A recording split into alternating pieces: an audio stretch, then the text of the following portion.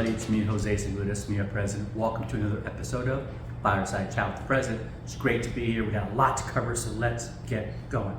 All right, first thing, when somebody gains weight, when you gain weight, it doesn't happen overnight, all right? Getting chubby, getting fat doesn't happen overnight, right? Trust me, I know. And I'm talking about a couple of pounds here and there. I'm talking about a significant amount of additional weight, right? It doesn't happen overnight, doesn't happen everywhere at once. You might be highly focused on how fat your neck is getting, and you don't even notice how big around you get in the middle. Or you may be focused on something completely unrelated, like how far back your hairline is receding, and you may miss out on the fact that you're gaining weight every place else. So, boom, all of a sudden, you're like, what happened to me? And now you gotta do something about it. So then comes the weight loss, hopefully, right? It's a slow, deliberate process. It takes commitment, it takes planning, it takes patience, and it takes perseverance.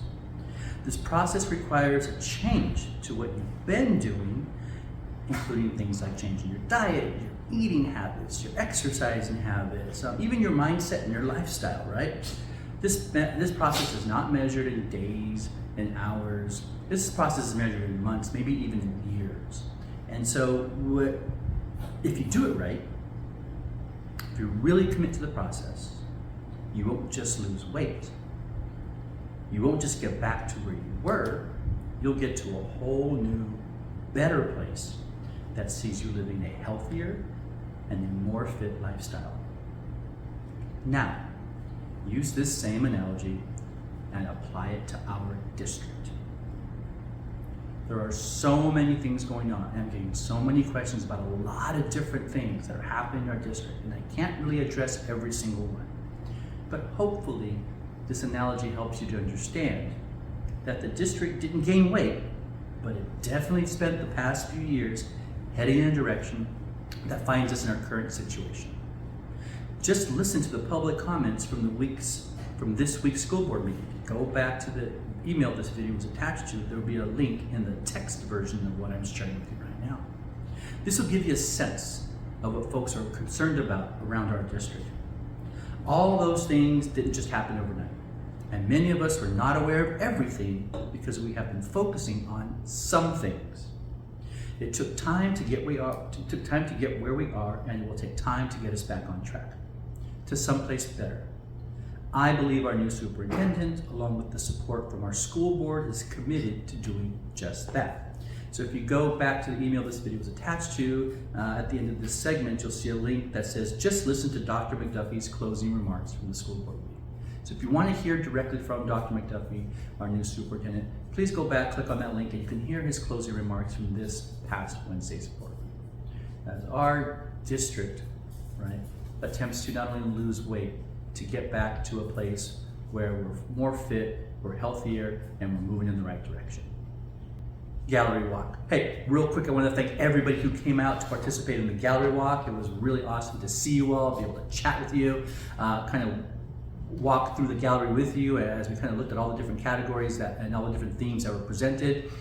Anyway, it was great, and I really appreciate that. Now, what comes next is kind of the hard work, right? You all did the upfront work by submitting your concerns, submitting your questions, your statements onto the Post-its. Everything was organized and that kind of discernment process, and then you got to see the results of that. What we're going to do next is we're going to put out to all of you a singular document that's going to include all of the summaries for each of the 16 themes. And we're going to do it kind of in a slideshow presentation style so that each theme will have its own page. You don't have to present it as a slideshow. It just makes it easier to read instead of a list in a single document. I should get that out to you by next week so you can see what the summaries are for all the different themes. The other part is that those theme posters will stay up in our office for quite some time. So if you didn't get a chance to come by, but you'd like to, just give me a call or text me, and we can arrange to make sure that me or somebody else is there so you can come by and take a look, all right? So we have that going on. I also wanted to thank Dr. McDuffie. He came by and spent some time with Jonathan VA and myself doing his walkthrough. That was awesome. We also had several board members. We had Mr. Laura, Mrs. Cordero, Mrs. Flores, and Mr. Hollins, that they all came out and spent a great amount of time, not just reading the comments, but really taking a look at the summaries, taking a look at how one theme interacted with another. And I really appreciate our board members coming out and spending some of their time to listen to you and to be able to read through what it is you all have been saying. So thank you for that. Inclusion. I know inclusion right now is a hot topic. There's a lot of things going on, right? So, last year the district announced the decision to eliminate most mild to mod SDC classes from grades 2 and down. The plan was to reassign these former students from SDC to Gen Ed classes at their neighborhood schools this fall, right now, right? Seemed like a good idea. That happened. In fact, some sites have gone beyond just moving students from second grade and below, and have actually included grades beyond second. Why? Super unclear why that was decided or allowed to happen. So the question is, how is it going for you and your students? Both your Gen Ed students and your students who are special education identified. How is inclusion going for them, either from the perspective of a special education service provider, from a general education service provider? How is it going for you? So we want to hear from you. If you click a link that's in the email this video is attached to, it'll take you to a Google form where you can share with us how it's going so far in regards to this new inclusion program. Tell us what's working for your students and tell us what's not. It's the same link that I sent out to everybody a few days ago through our members only emails. So if you've already submitted your comments, awesome. If you haven't had a chance to, here's another opportunity for you to do that. Please provide us with any suggestions you have for improving the program, either at your site or district level, based on your personal experiences so far. We want to share your input with the special education department and the district cabinet. We want them to hear directly from you all about what is and is not working for your students, all your students. This process is one way that we can help to make things get better. So if you're a classroom teacher with inclusion students, we want to hear from you. If you're an RSP teacher assigned to support inclusion program, we want to hear from you. If you're a SPED TOSA assigned to support the inclusion process, we want to hear from you. If you're impacted positively or negatively by the inclusion program, we want to hear from you. Staff meetings. What if I need to miss?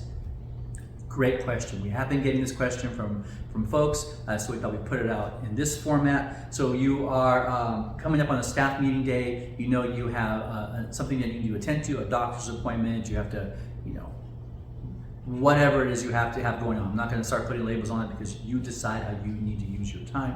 But if you need to miss a staff meeting, what do you do? All right. So here we go. In a nutshell, which is a weird saying, right? You cannot be docked sick time for missing staff meeting time. Again, you cannot be docked sick time for missing staff meeting time. There is a provision in our contract that defines the procedure for notifying your admin when you need to miss all or part of a staff meeting. You can find this in section 5.6.1. Now, if you need to miss part of a staff meeting time that occurs during the contract day, right, during your regular 6.5 hour day, then yes, you may be charged leave for that time. But if it's staff meeting time beyond the contract day, you do not. So what's the rationale? Well, let's think about it this way. Consider this. I'm sick on a day that my site is scheduled to have a staff meeting. I call in Frontline, I put in for my absence, I'm not at work the entire day, and I missed the 1.5 hour staff meeting that occurred after the contract day. Am I required to submit an absence for the entire day plus an absence for 1.5 hours of staff meeting time? You're right. The answer is no, I am not. I am only charged for the full one day of sick, not for the 1 full day of sick and an 1.5 hours of staff meeting time. Inversely, if I was present for the entire workday and an 1.5 hours of staff meeting time, would I be paid for the entire day plus 1.5 hours of staff meeting time? You got it. The answer is no, I would not. I would only be paid for the 1 full workday and not for the 1.5 hours of staff meeting time. So logically, if I was present for the entire school day or most of the school day, but needed to miss out on all or part of the staff meeting, I would not be charged for that time. And guess what? This is actually immortalized in our contract. As I said, section 5.6.1 spells it out for everyone. So please take a minute and read this section for yourself. Frontline. Hey, speaking of Frontline, I know there's been a lot of changes to Frontline as far as the list of the reasons why you are requesting the absence, and folks are confused, even how to put in for a sick child or take a child to a doctor's appointment. And I get it, I was confused too, so I tell you what I'm gonna do. I promise by the end of next week, I will have to everyone a breakdown of all the different reasons that are listed in Frontline, and then any clarification that is needed for each of those, right? So you can better understand how to best use your sick time, when to use certain sick time, and what even some categories mean. Rally and board meeting. Hey, super impressed with the turnout on Wednesday's rally that we had just this past September 14th. It was great to see so many of our members out there in their SMETA blues with their signs. It was just a great showing of support for public education, right? So we are public school proud, and I think we showed that on Wednesday. Now, at the board meeting, we were able to help celebrate our own David Dobransky. He's from Tunnel Elementary. He received the very first ever Key to the District Award. This is a brand new award that the district is putting out there. This was something that Dr. McDuffie brought into our district. It's where each school board member takes turns individually identifying a staff member or a community member who has had a significant impact to public education in our community. And this first award was presented by Ricky Lara, he's the president of the board, and it was presented to David Dobransky. So congratulations, David, well deserved. Now, we also had a lot of our members who stepped up to the podium and took their 3 minutes and spoke directly to the school board about some of the concerns they have, some of the issues that they are worried about in our district. And it was really great to hear folks, in their own words, share their concerns. We also had a few folks who stepped up and presented somebody else's words, like folks who couldn't make it typed up their statements. They handed them off to a colleague, and those colleagues were more than willing to step up and present. So I really appreciate everybody who stepped up and presented. So many of our members have similar concerns to these folks, and so if you listen to it, which by there's a link back in the email that this video was attached to, you might just hear your concern or concerns listed there. So real quick, I want to thank these folks for stepping up and speaking directly to the board: Ashley Askin, Angie Howe, Jose Rodriguez, Kathy Diabas, Jessica Cosado, Krista Kringle, Jonna Hunstead-Sarver, Kristen Latchman, Tracy Lipson, Kristen Lohr, Jessica Morris, Lisa Chanlis, Yvonne Duran, Sari Ayala, Katie Wilcox, Faye Dementia, Dina Asensio, Kayla Ellman, Julie Johnson, Amy Krumpold, and Miles Gary. So thank you all for taking the time to address the school board and to present your concerns in such a respectful but firm and heartfelt way. So thank you for that. Suspension from class. Now, I don't know why, but this comes up every year. And every year I have the same conversation with the district, and I really just thought we had resolved this years ago, but let's kind of go down this little path. So we're talking about suspension from a classroom. A suspension from the classroom is very different than the suspension from school. The suspension from the classroom, it falls under Ed Code 48910, 48910. Suspension from school is 48900, and then there's like 48900.1 and .2 and .3 and a few others, right? So what's the difference? Well, suspension from classroom is your right to suspend for any of the infractions listed in section 48900 all the way, I think, to 48900.7. And it's for the date of the suspendable offense and the following date, for a total of 2 days. You have a responsibility to contact the parent, trying to arrange a time for them to come in and meet with you, but it's not required in order to initiate the suspension. Your obligation is to attempt to make that connection with the parent and to bring them in to meet with them. If you want an administrator in there, you can have an administrator in there. That's your right to do that. If you want to include a counselor or a psychologist or anybody else, you have a right to request those folks to participate in that meeting as well. But you do have a right to suspend from your classroom. Now that is very different than the district's right to suspend from school. A suspension from school is actually listed under 48-900. It's a different type of suspension.